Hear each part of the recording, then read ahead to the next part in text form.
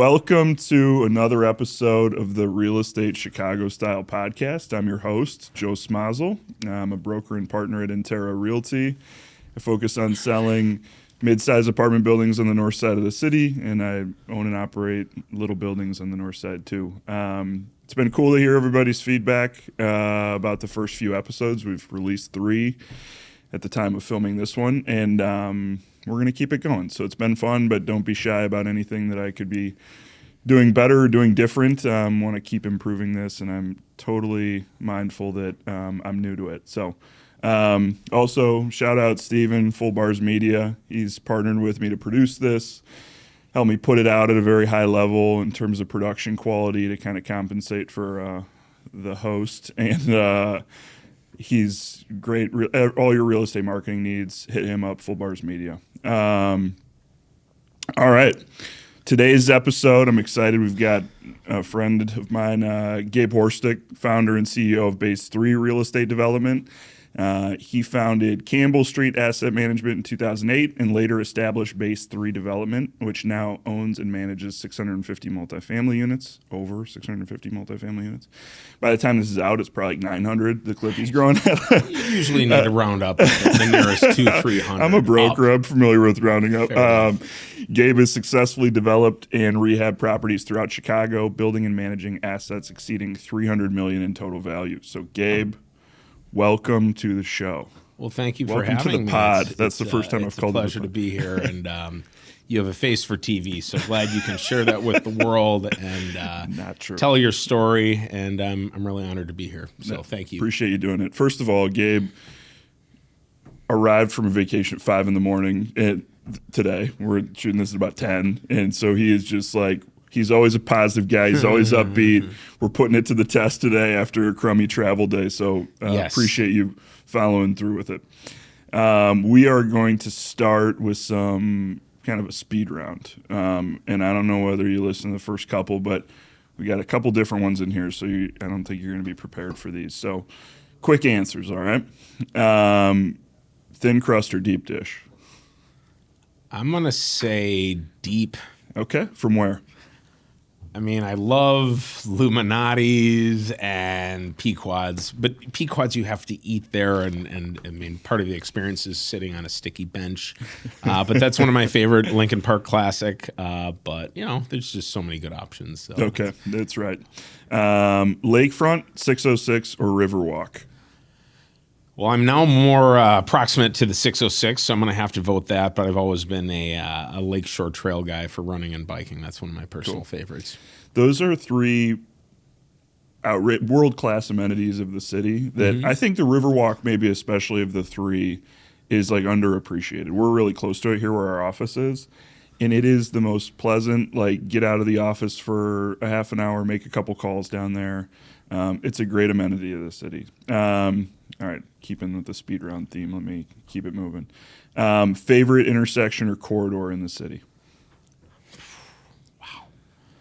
These are really good questions. You can answer favorite with a couple. There's intersection no corridor. I'm a big fan of the corridor of Lincoln and Webster, kind of the heart of Lincoln Park. You have that area leading up Clark Street. I think that's a really great area, and that place has a special place in my heart. Just kind of first moved there when I lived in Chicago, so I think that's a great area. Always buzzing, always full. Absolutely. Corridors always full. Yeah. Best Chicago steakhouse? I'm gonna have to say Gibson's, just because it's a mainstay and you don't have to think too hard about it. So. What is your favorite building style in Chicago? You can either answer with like a specific building or a general, you know. Yeah, let me think about that. For instance, I'm a Tudor style sucker. Yeah, I love classic gray stones. Really anything that was built in the early 1900s, I'm a fan of. I find that architecture just to be completely timeless. And especially just given the detail on the masonry and the artisanship that goes into some of those buildings, it's really hard to replicate. So that's a quick, easy answer. I think if I had more time to think about it, I'd probably come up with something else. But that's what I think one of my favorite styles. Yep. Classic, yeah. I think part of the reason why Chicago real estate's so fun is it takes a lot of different personalities. I think we're all a little bit weird. Can you share a weird personality trait or habit of yours? I think it's a level of obsessiveness to details and perfection.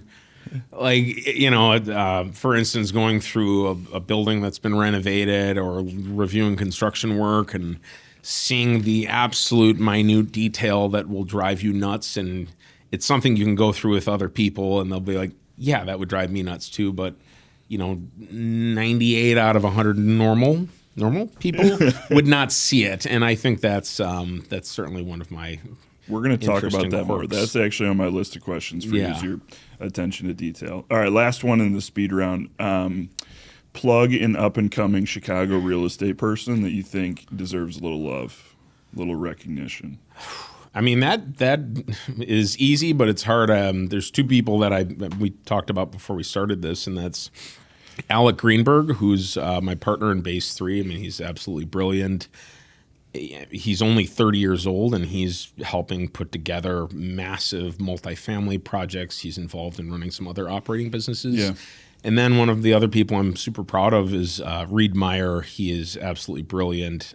He is, like Alec, another rising star. And, when I met both of these guys in their mid-20s, I said, the number one goal is you're going to buy a building, and then you're going to buy another building, and buy another building, another building. And I think Alec, who's, again, 30, has maybe 13, 14 buildings, several with me. And I think Reed Meyer has a couple of his own. So it's really just amazing seeing those young up-and-comers. And there's a couple others, but I think those are two great and also I think that you've done a good job. Like, I think sometimes when people meet somebody that's young and they see a lot of potential in them, they almost want to like harness it and not let them grow too fast because they're fearful that they'll like kind of go off on their own and leave them. You've done a good job empowering both those guys, who I agree are absolute like superstars and going to be in the business for a long time. You've done a good job empowering them and encouraging them to do more and to grow. And then they grow with you, as opposed to like, feeling like they're hitting a ceiling and wanting to go off on their own. yeah, no, I couldn't agree more. And I think one of the recurring themes in what I do, and I imagine you find this yourself, and I think this is a habit of successful people, is focus on the experience and focus on the process and have fun with it. And if you have fun with it, some of the financial success follows. Yeah. But when you make it less about the money is important. Money is good, right? So they say. But when you focus on the experience and the process and the relationships and trying to make everything fun and trying to find the humor in some really stupid situations we find ourselves, especially doing real estate in this wonderful city of ours, it allows you to kind of keep a positive attitude and keep plugging away. I agree. It's something that I'm trying to appreciate the daily work life of being in real estate, because it is fun, but a lot of it has to do with your perspective, because you can get kind of bogged down by your to-do list for that day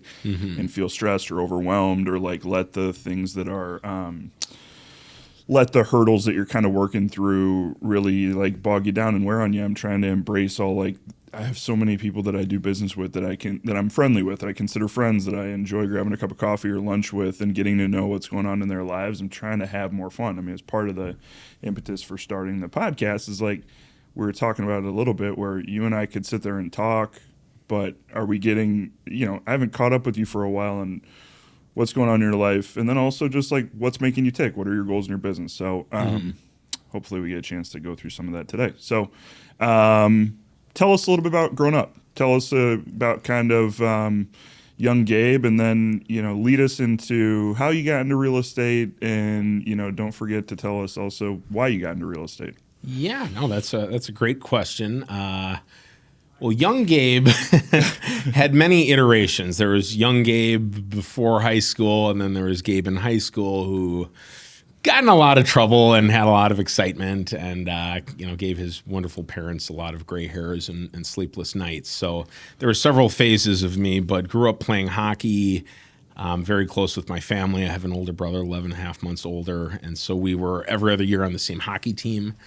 And when you're a hockey family, you're traveling together all the time, and you're just kind of just together as a family, which was really a great part of growing up. Yeah.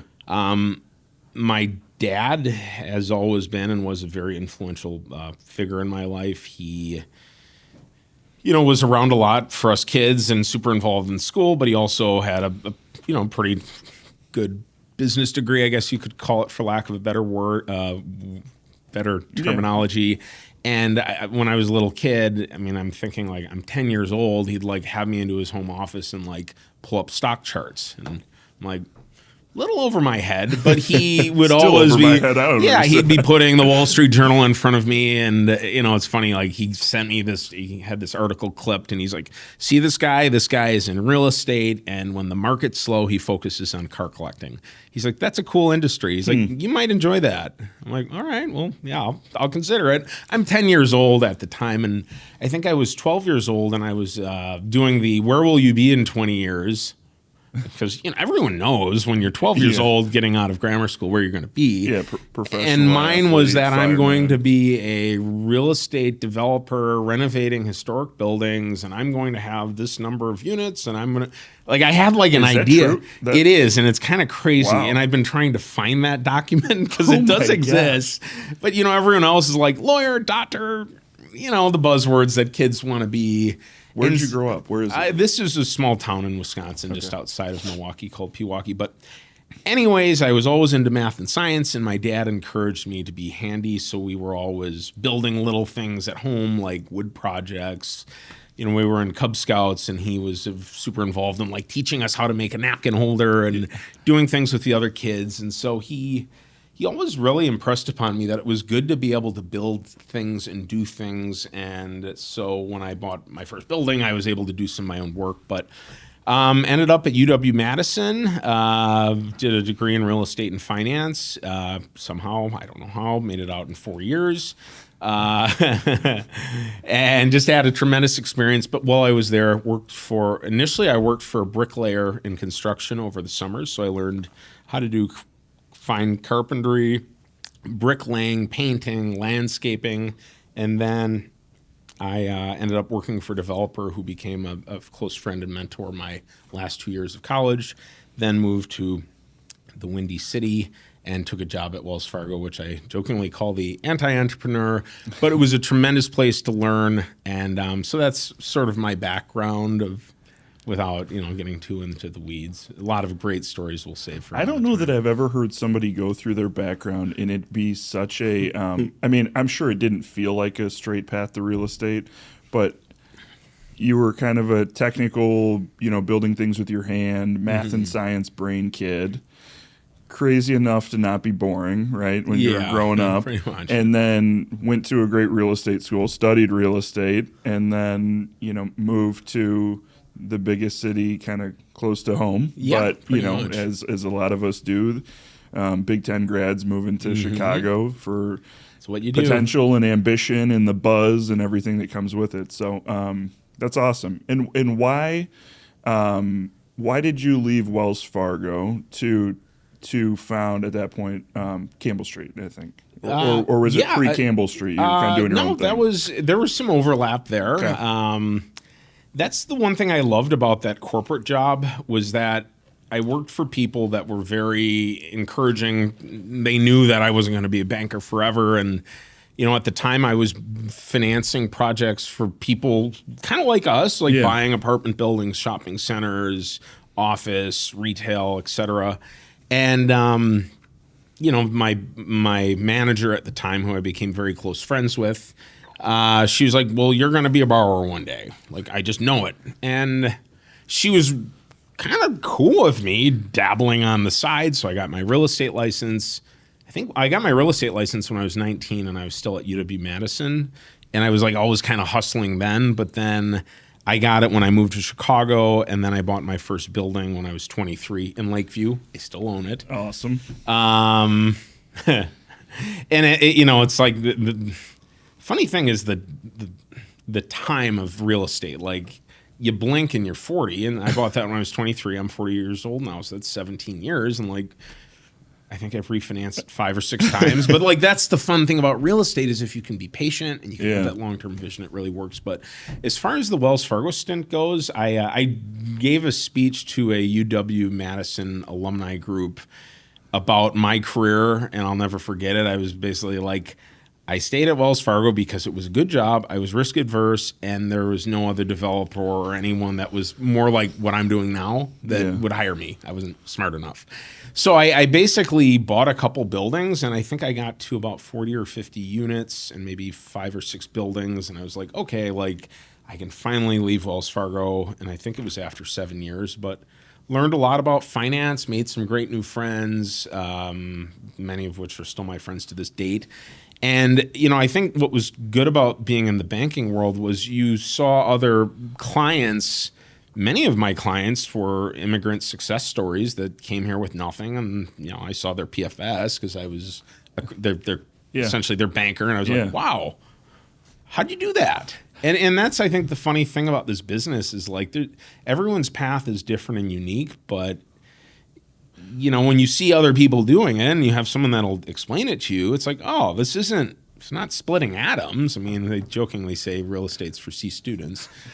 So I went down a tangent there, but yeah, that's kind of how that path came to be. One thing I think I want to highlight in what you said, and it reminded me of a conversation I had with Adam Friedberg, is, you know, you have to start somewhere. And you started when you were young. You and I have known each other for over 12 years, probably 13 or 14 years. You were at Wells Fargo, I think owned maybe one building.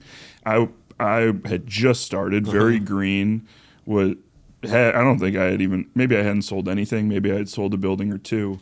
One thing that I think is maybe helpful for young people to hear is we all started somewhere, and we help, you know, along the way.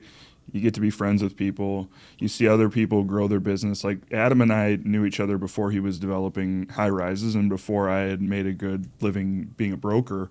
And a lot of people, I think, in real estate these days, maybe even more in years past, they almost, I think maybe like social media influences it, where they expect to be able to start in like year 5 or like year 7, where it's like you have to have some entry point. You have to make lifestyle choices to do it. And you can't, there's no fast forward button. There's no shortcuts to it. It's a business for patience. It's a business for building long-term real relationships with people. And it's been really cool for me to see the business that you've built from knowing where you started and knowing that you weren't always doing projects that today look really sexy and now you're very successful and you've got multiple business lines and all this stuff. It wasn't always that way. So kudos for what you did. Well, Man. It's really cool. All right, so enough tooting your horn. Well, I guess we're probably going to continue to do Trumpet. Every time I go online, I feel like I see another project you have going. So I don't know if you know the specific number, if you can give us an approximate, but how many development or renovation projects do you have, what you'd consider kind of in the pipeline right now? Real number or broker number? Give us both. Well, of course. I mean, I've done, by my math, I believe I've done around 80 projects. But like that could be a 4-flat, it could be a 30 unit, it could be a 50 unit. I mean, there's the pipeline, and then there's where you have a shovel in the ground. But probably somewhere in the neighborhood of 2 to 250 units. And it's really of varying sizes, which has been interesting because you kind of, bigger isn't always better. Like sometimes there's sort of this sweet spot, and where I think, you reach a point where it's like, what is the most fun? Where do I really love the work? I think the bigger projects can be stressful, but to answer your question, I mean, it's kind of like you hear about people like setting a world record for running a mile, and all of a sudden like you're beating the record, and it's like, oh, that's no big deal. 5 minutes goes to 4, goes to 3:50. I'm not a runner. I'm certainly not that fast, but it's been an interesting journey jumping into some of these bigger 50-ish plus unit developments, and so like right now I'm doing some existing renovation projects on the north and northwest side, kind of walk up 10, 20, 25 unit type projects. I'm doing some adaptive reuse projects. which to me are the most fun because they require the most creativity and just thinking outside the box. Yeah. And working on an office to residential conversion that is quite large, that's very complicated, involving historic tax credits. So it's been fun learning, some of those nuances and trying to evolve. And, I think at the end of the day, and I tell this to a lot of my friends, my proteges, anyone that will listen, is try and find what's the most fun and really lean into that, because adding a zero isn't always better. It can be more stressful. You got to enjoy the ride, huh? Yeah, you got to enjoy the ride. But what is the first, when you're looking at that many different types and scales of projects, what is the first minute of screening an opportunity look like for you? And you can answer it different ways if it's not, because I understand if you're, you kind of run the gamut. You have, you'll renovate a 6-unit Greystone, and you'll also do a large adaptive reuse, very complex deal. So I imagine the answers might have some similarities and differences, but you're seeing a lot of deal flow because of how active you've been. And I imagine that within a minute, you have some sense of whether it's something to dive more into or not. So what does the initial screening look like for you? It's a really good question, and it's. I just started. No, and it's funny. Something that I've encouraged people to do, and that one of my very good friends, who was helping me with sort of a business coaching capacity a few years ago, helped me do, was when you can try and think of your own career and your own path, not just professionally but personally, in terms of milestones. And I think, for where we're both at, 5 years is a good number professionally. And so part of what really drove a lot of my decision-making on that first minute is having a plan and a path. And for me, I had a 5-year goal from the inception of Base 3 that I wanted to build or renovate 500 units. And it's okay, well, how do I do that? It's 5 buildings that are 100 units. It's 20 buildings that are 50 units. I'm jet lagged as hell. The math was wrong. Anyways, and so it was sort of thinking a little bit about what fits in the plan. But then as I got closer to hitting the plan and have done the 50 unit and trying to hopefully do soon the 100+ unit, it was a little more about okay, I mean, the numbers matter. The numbers are number one. Yeah. But then also it's well, if you have a goal and you're goal oriented and you're trying to back into what makes sense, you're not going to do every 6 unit that comes across your desk unless somehow that fits into the plan. And so I think thinking in terms of your goals, your plans is sort of a very high level way of looking at it. And then beyond that, it's really getting into the numbers of how financeable is it? If you need to go out and raise equity, how does that look?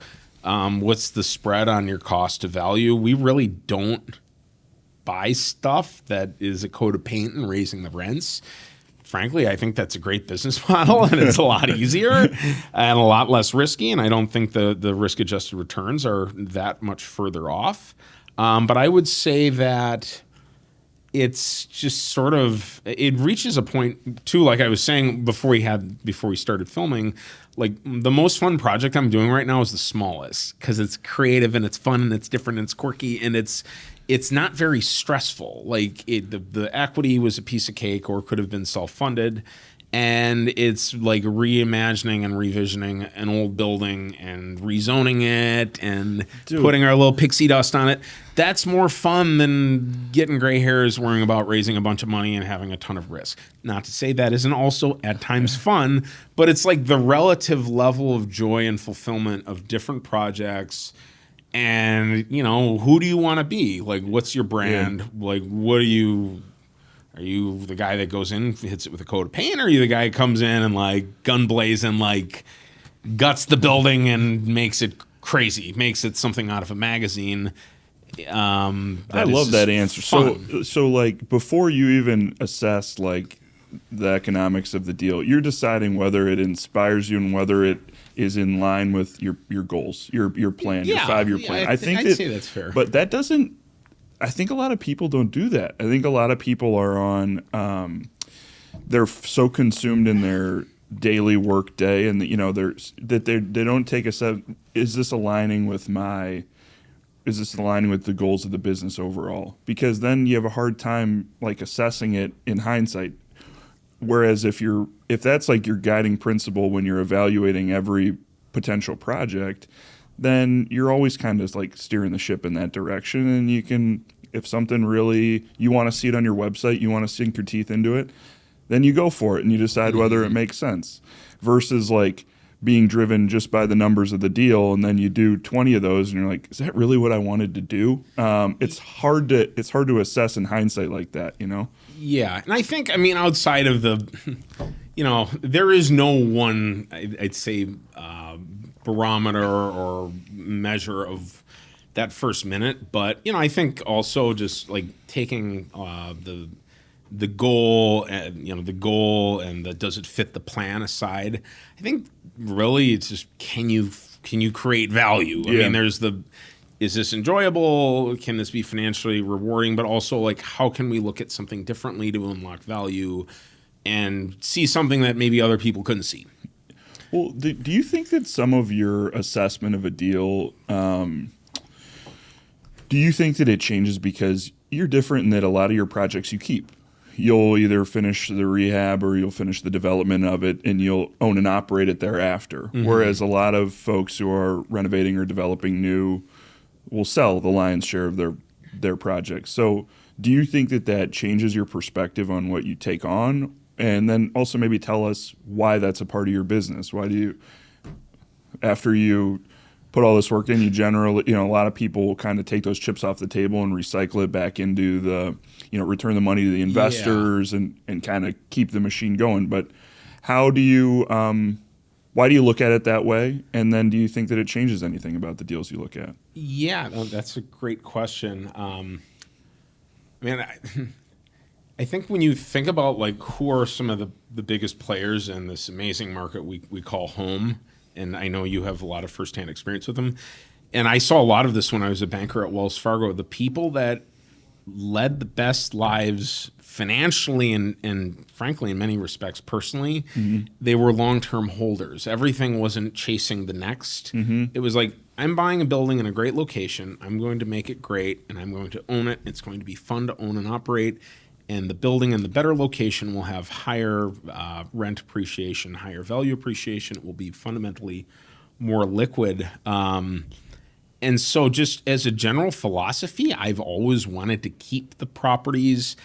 I think that it's extremely tax efficient, as you know. Yeah. It's funny. I had a Wells Fargo client. I'll never forget what he said. He's like, you lose the most money on the sale. Like you haven't, for every $1 million of asset value, you take off 3 to 5% of transaction costs, and that's gone. And that translates to a reduction on your balance sheet. Now, that's not to say it doesn't make sense to turn capital over and keep doing it, but do you think it makes it a little harder on the fundraising because you're not returning the capital, or do your investors like to see that you're developing these with the intent to own them, and are they generally aligned with that? Obviously, I'm sure if they're in a project with you, they're aligned, but do you think that it makes it easier or harder to raise money for new stuff? I think that it's about having the right partnership and people that share the long-term vision and goal of like, this is the get rich slow, like rents do this, debt does this, you can refinance.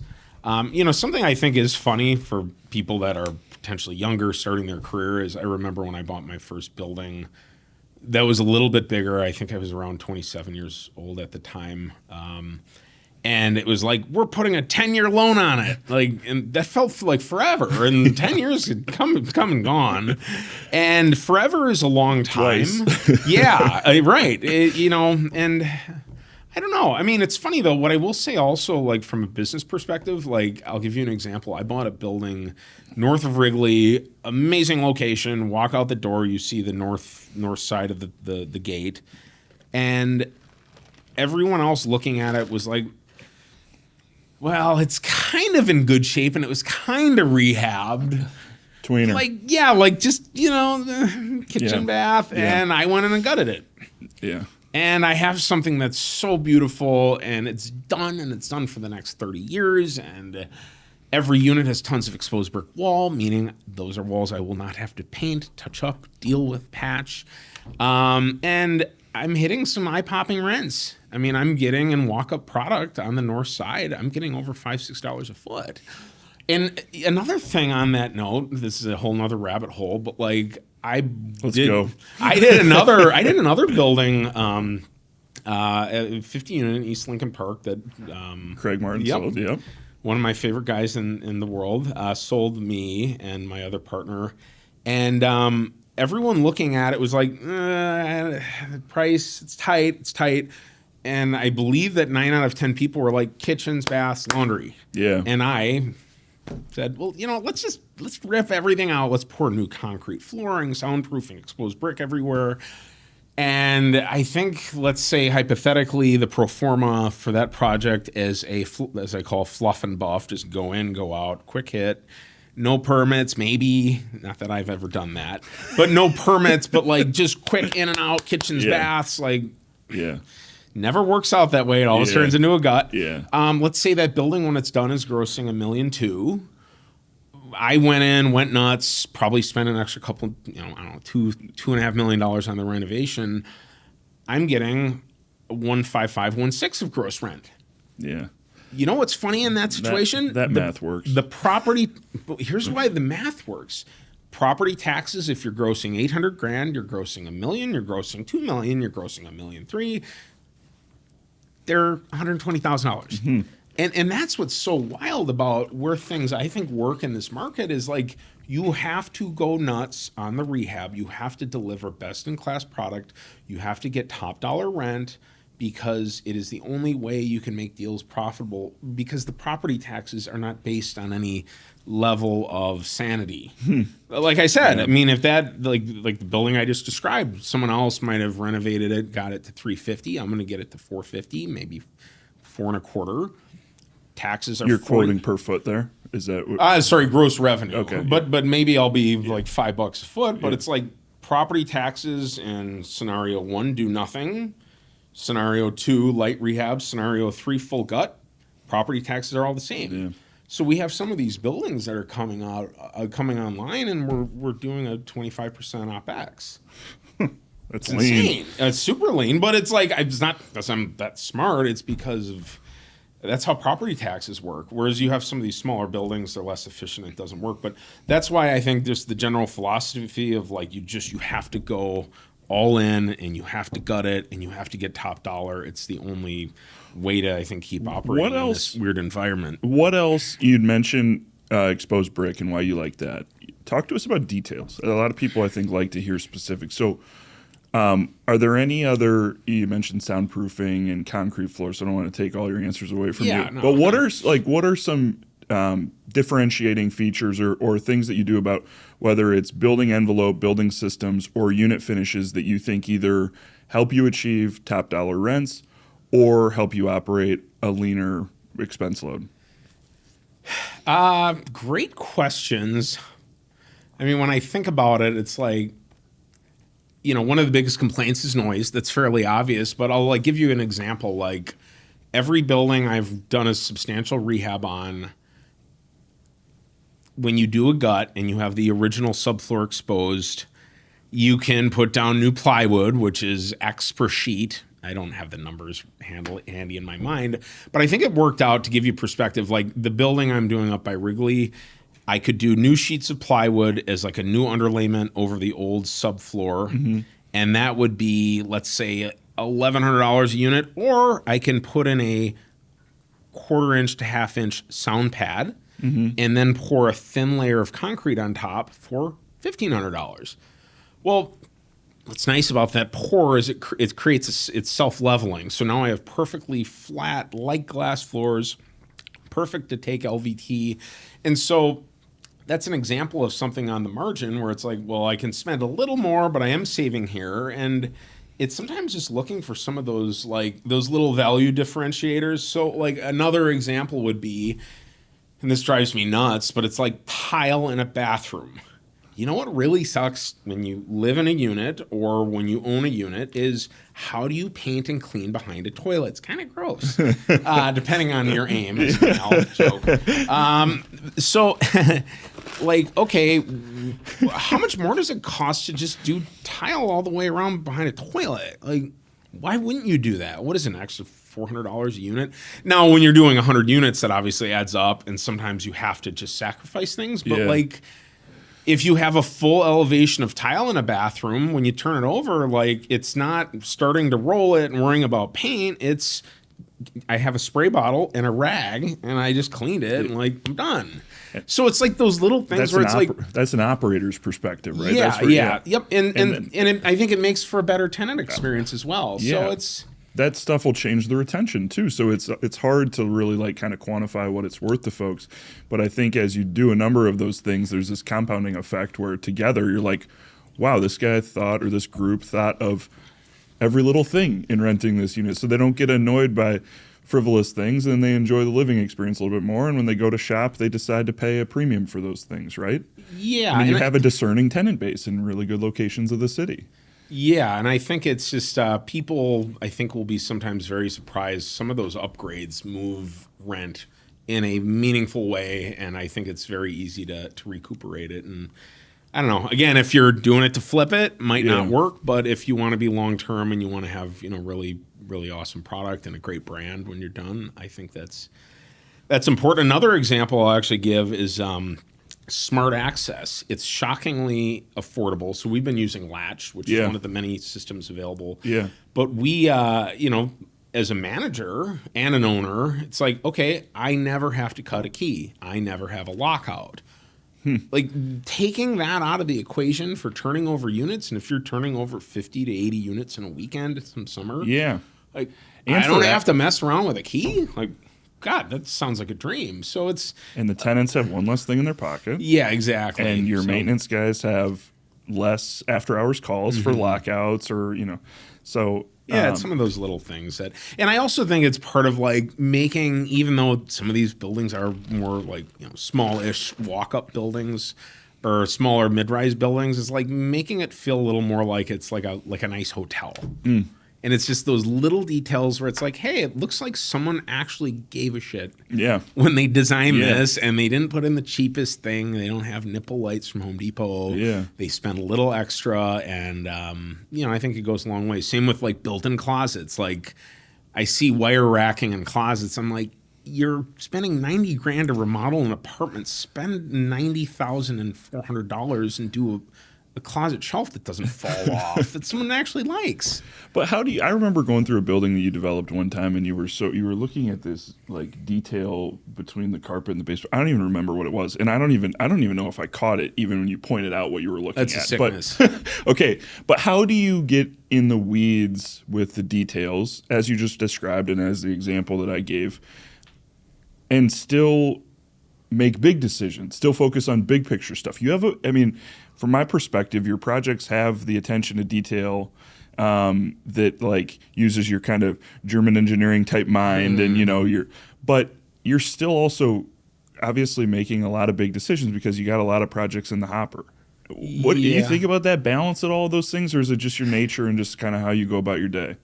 I think it's a little bit about how I go about my day. I mean, one of the things that I love about some of these projects, especially the smaller ones, which is why I frankly prefer them, is I'm able to basically be the general contractor of them, and then I actually even now have my own crew that can do a lot of the finished details as needed, and that becomes a capacity issue. But then also it's like trying to have, we don't want to be plain Jane, the same thing all the time, but we want to have recurring themes and some level of consistency on how we execute, so that the people in the field executing, typically under my leadership or my partner's leadership or someone else's supervision, has some level of consistency where it's like, for instance, we did a one-off remodeling job for a friend of mine, just as purely as a favor.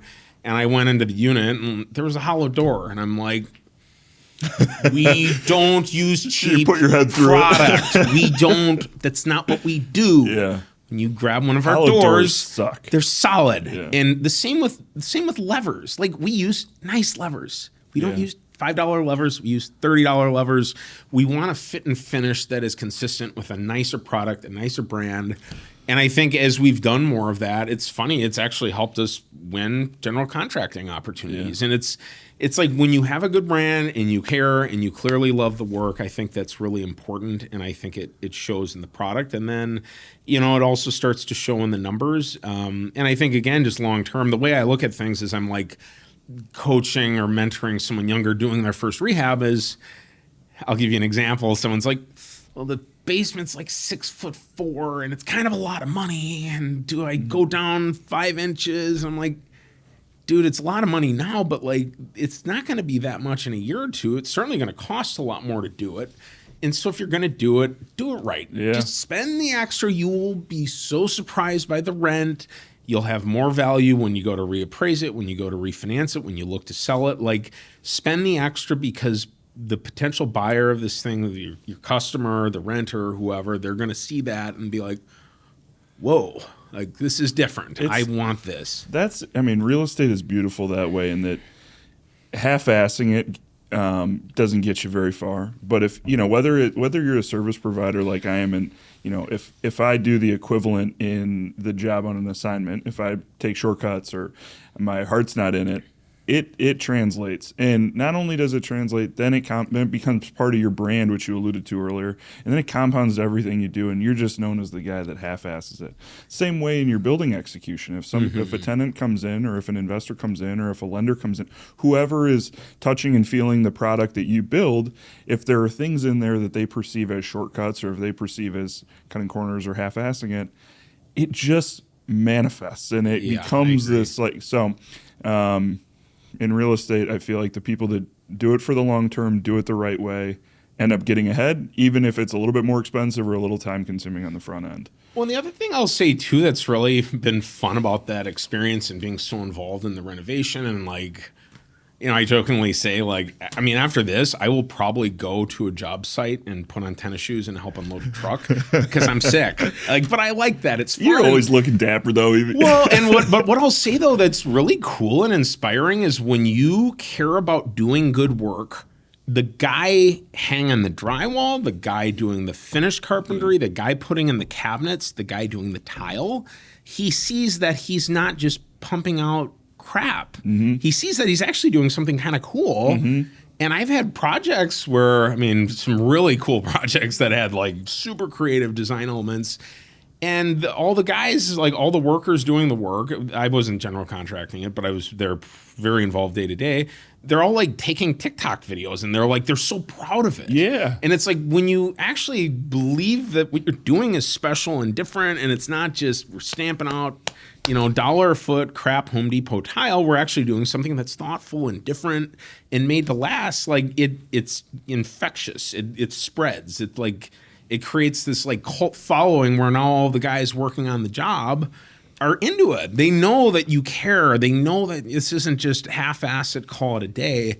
And I think that just creates a better experience for everyone, because, I go to these job sites and everyone's having fun. Like, they're listening to music. They feel good about the work. And it's like, cool. Like, this is a culture I want, not just at the office, but also at the job site. Because, again, this should be fun. And I think that's something that I find in going to certain other job sites where it's like, God, did everyone wake up with the wrong side of the bed, or does everyone have just a ripping hangover? Because everyone seems pretty pissed off. But that's because, like, well, is the job fun? Is the work fun? Does anyone actually care about making a sick building?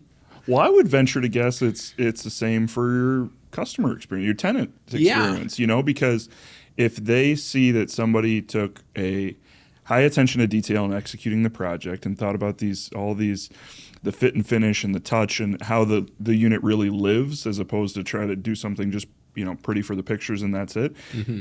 They appreciate it more as their home too, and they treat it better. I venture to guess they don't beat it up as much, and so your turnover's lighter.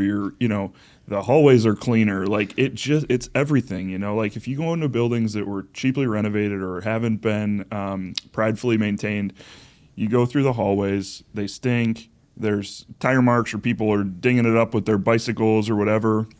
it just, these are people's homes. This is a very personal relationship. Yeah, it certainly is. You can set the tone just the way you do with your service, like your trades and your contractors. It's the same for the user experience too. Yeah, I can agree more. How do you you keep a lot of these projects? So you have to operate them. You have to set up a team to operate them. So how did that change your staffing model? How did it change? I imagine that you weren't able to run quite as lean of a shop because you have to have, there's a certain level of just, manpower that goes into, and bandwidth that goes into operating these buildings. So how did you have to kind of build out the team when you decided that you were going to be so vertical? Yeah, no, that's a great question. And to me, explaining that, it's like the epiphany with property taxes. Like, you have to get big rents because property taxes are, for the most part, fixed. So as far as building out a team and getting vertical, there were a couple of components to it. And I won't go down all the different rabbit holes, but something really interesting about my several companies is that most of my staff is offshore. I have a brick and mortar location in the Philippines with some extremely talented people, and I basically created an organizational chart over there that includes an accounting department, a revenue management, a maintenance coordination. I mean, it's pretty incredible because the amount of output I'm getting relative to the cost is eye-popping. And it's gone so well that I then started a whole nother offshoot to basically do that. Staffolio, Yeah. Which is at about 100 employees right now, give or take. But what was so cool about doing that is it like put the light bulb on in my head where it's like every business that can have an issue or a bottleneck, be it property management, be it construction, be it some level of marketing related to it, like you can get a person to basically help offload that work remotely at a fraction of the price. And so my construction company, like, it has grown. It's not huge, but it's growing. And the person that was really responsible for it, I'm like, where do you spend all your time? Dude, I'm on the phone with Home Depot no less than like 6 hours a day. I can't get anything done. I now have a guy 7,000 miles away. All he does is talks to Home Depot. That's it.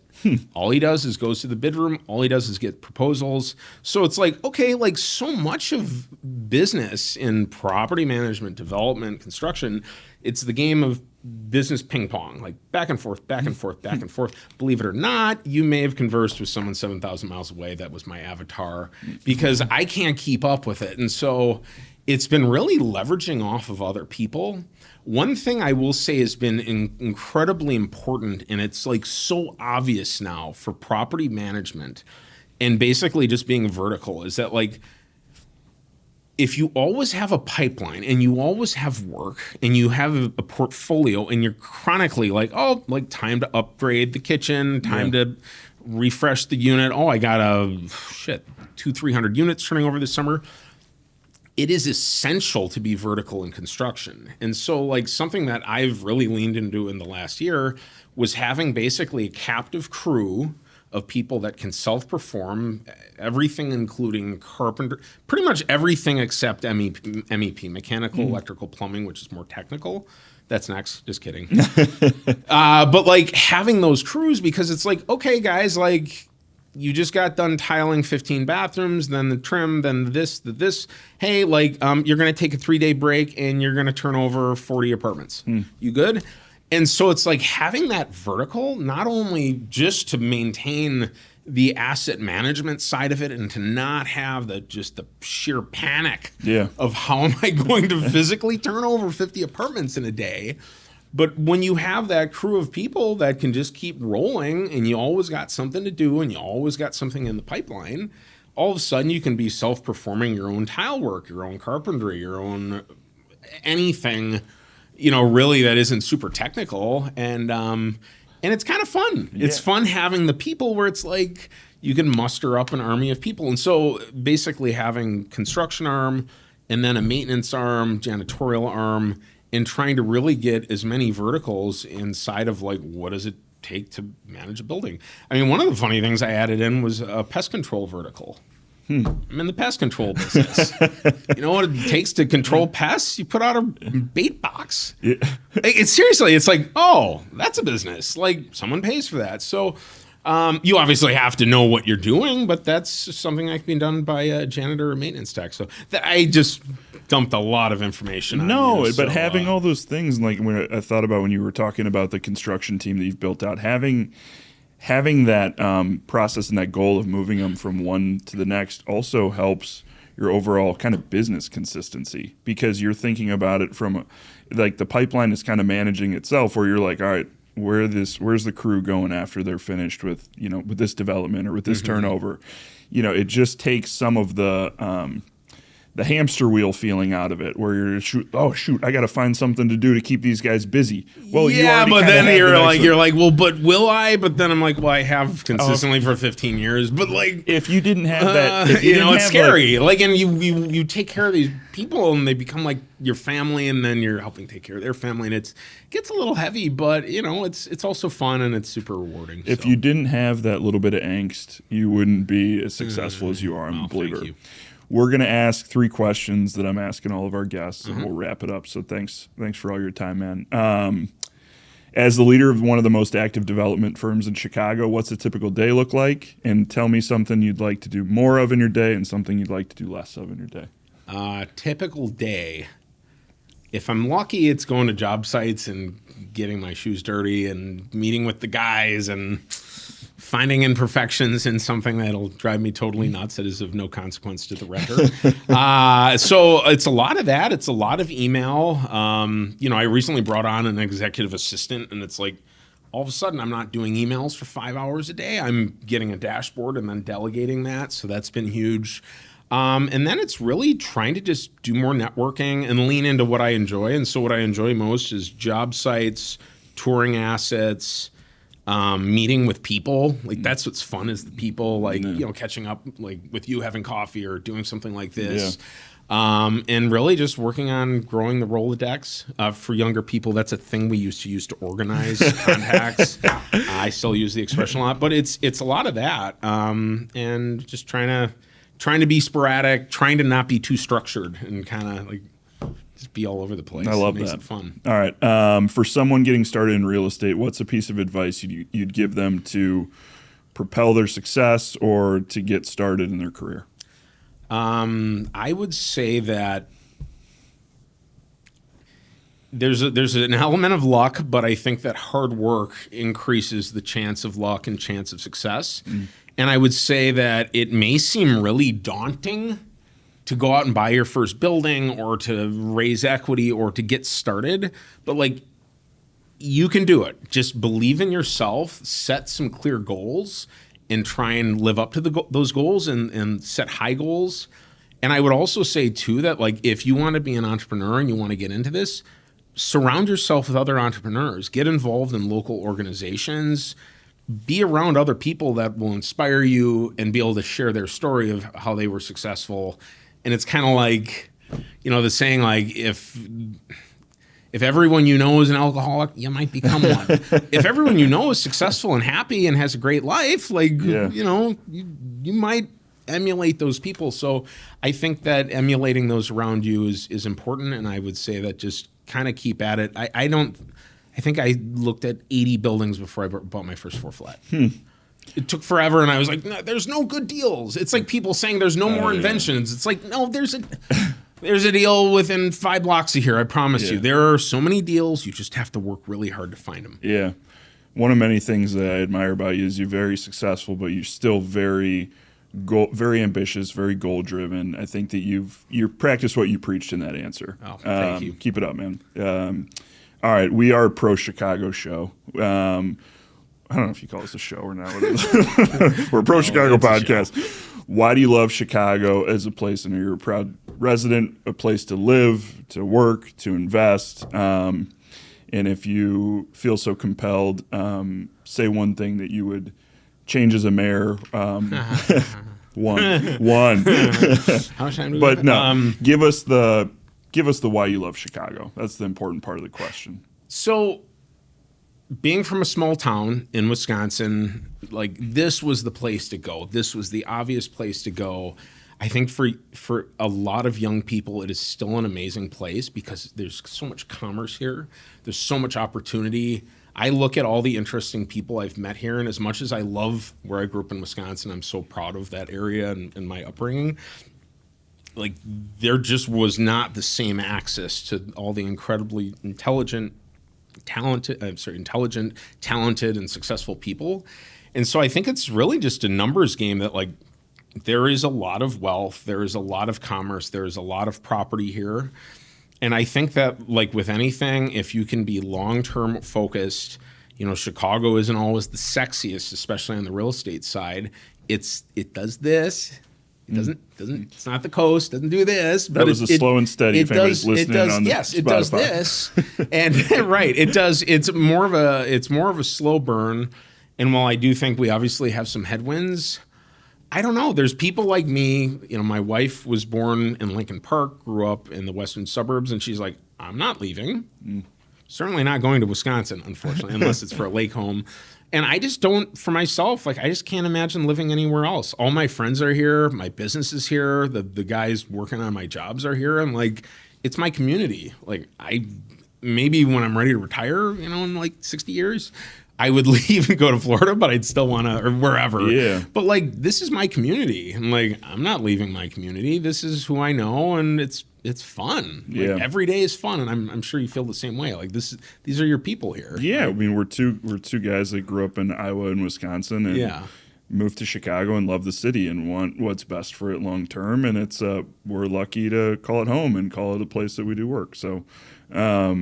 Let's leave it there, man. You were great. Well, thank you. It was a pleasure being here. I mean, I just want to point out again that was Gabe after being jet lagged, and it just like shot out of a cannon still. So thanks, man.